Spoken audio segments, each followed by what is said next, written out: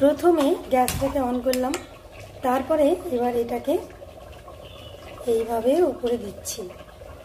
তো এইভাবে ধরে রাখতে হবে যেন হাতে তাপ না লাগে। তারপরে এর জাদুটা দেখবেন কেমন হবে।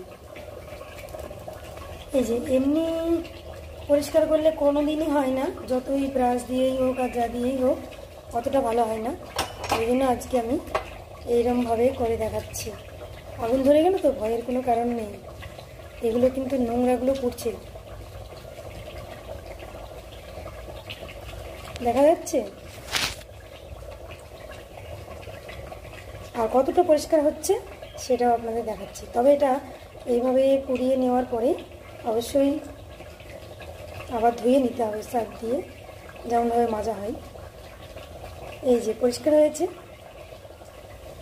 আর কোনো নোংরা দেখা যাচ্ছে, অনেক পরিষ্কার হয়ে গেছে।